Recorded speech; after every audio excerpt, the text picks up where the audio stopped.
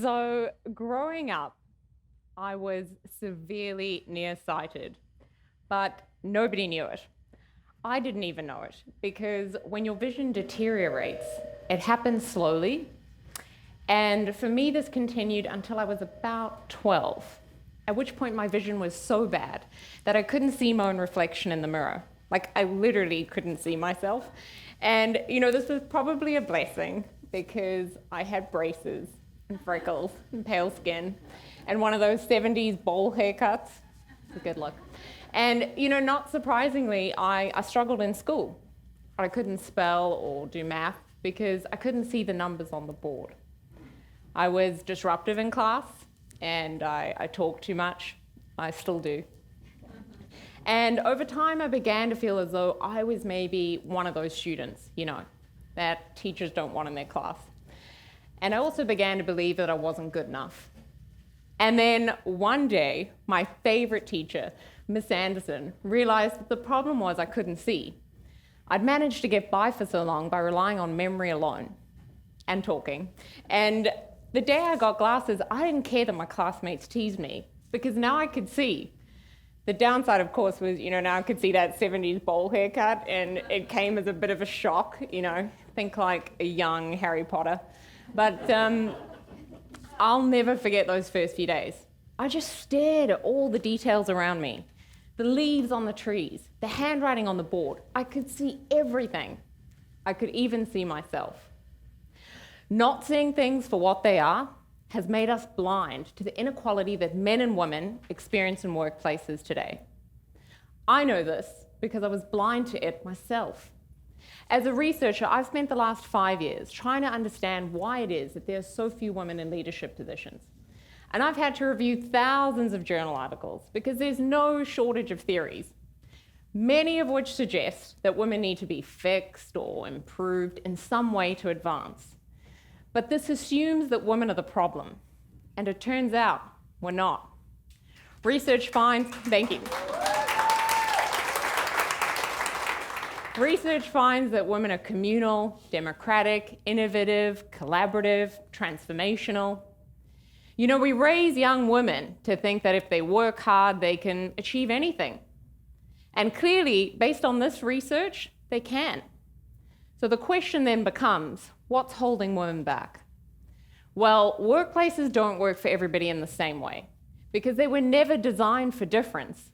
They were designed to support an ideal type of worker to succeed.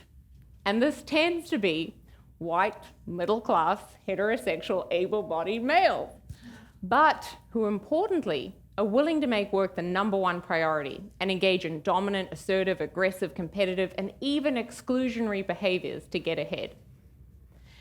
The problem is, not everybody fits this ideal. Just take a look at the people who are sitting next to you today. Go on, have a look. We're all different or unique in some way. And even if you look like the ideal worker, and I promise you, I'm not having a go at you if you do, you might not be willing to engage in some of the behaviors needed to get ahead. The important thing to remember is the more ways you differ from the ideal, the more barriers you're going to face trying to advance at work. And for women, these barriers show up the moment they enter workplaces, and this continues throughout their careers. For example, women struggle to gain access to the right leadership opportunities because they don't fit the ideal. This makes it harder for them to prove their capability and then lead. Women don't have access to the same networks or sponsors, and even if they do, research finds they don't benefit from them in the same way that men do. Importantly, though, this creates a lot of challenges for men, none of which ever seem to get talked about. Men have a really narrow way to show up at work. They're under tremendous pressure to engage in ideal worker behaviors. Let me give you an example. If men want to reduce their work hours for family reasons, research finds they're going to be penalized. It's estimated men will face a 26% reduction in earnings, 26%, compared to women who face a 23% reduction. Men who want to take up flexible workplace practices to care for their families are suddenly seen as lacking career ambition. You're not serious about work, right? Because you're not willing to live up to the ideal standard. Based on this one finding alone, it seems to me that gender equality might be one of the best things to ever have happened to men. They just don't know it yet. But gender is just one area of difference. I mean, take a moment to think about all the ways somebody might differ from the ideal. What about race, ethnicity, sexual orientation, physical or mental ability, religion, or age? Not seeing our differences makes it impossible to see our experiences of inequality.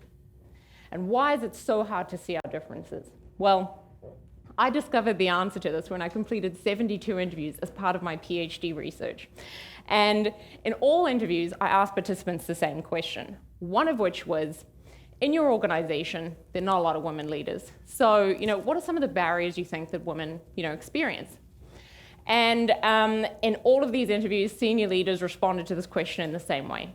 They told me, women and minorities, they don't face any additional barriers because everybody's treated the same. Our workplaces are meritocracies. These responses make absolutely no sense.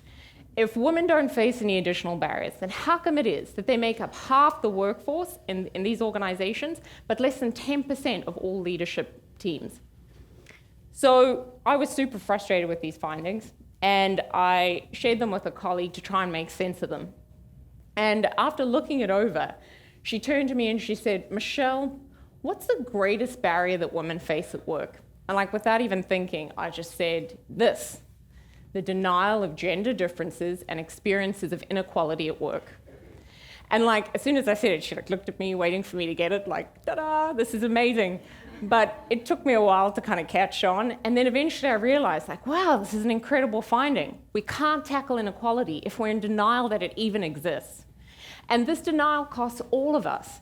In workplaces that have cultures of equality, research finds that women are 4 times more likely to rise to senior leadership positions, and men are twice as likely, because we're no longer advancing a small number of people who fit the ideal. Everybody's got an opportunity to make it. Everybody's free to be themselves. And this might sound like a great place to work, but the truth is, workplaces need this more than we do. In the future world of work, the ability to do things differently will determine which companies survive. Workplaces need great minds to innovate, problem solve, and create. But the thing that makes great minds so great is they don't all think alike. There is no one conventional employee or experience of work, even though we're encouraged to believe that there is. So what can we do? Well, we can start by seeing all the ways that it's not you, it's your workplace. Because nearly all of us know what it's like to feel excluded. We've all witnessed or experienced it. The barriers men and women face, they show up in day-to-day moments, what I like to call inequality moments. And these moments can be big, right? Like the time I was told to clean the office kitchen at work because I was the only woman on the team. And all the men who reported to me laughed. One of them even picked up a dish towel and threw it at me in encouragement. And that was my first day on the job, come on. Or, these moments can be a passing comment or office banter, like the time my boss sort of jokingly said to me that he hates working with women. And I was the only woman on that team.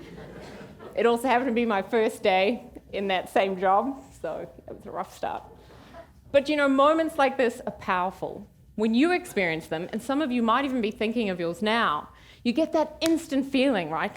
Oh, I'm not good enough. I don't fit in. But these moments are powerful precisely because this is how we come to know inequality. We have to use these moments to disrupt our denial. This is where our freedom lies. Sharing our inequality moments is how we come to see each other and ourselves, all the details. When I started this journey, I was blind to inequality. I was looking at women. I was searching for what women need to do differently to advance. And then early on, it became clear that it's not women that need to be fixed, it's workplaces. And if we look closely at our organizations, it's clear this is something that both men and women stand to benefit from. But throughout this journey, the thing that I saw most clearly was myself. The challenges I've had to manage, my differences, and how they're something to be valued rather than something to be overcome. And this made it easier for me to see the men and women I work with, their identities and challenges. Your differences are what make you remarkable and deserving of the freedom to be yourself at work and to be valued for this. Getting there starts with speaking up, sharing our identities, experiences, and inequality moments, and all the ways that workplaces are broken, because this is the only way we'll know what we need to do to fix them, and most importantly, how men and women can do this together. Thank you.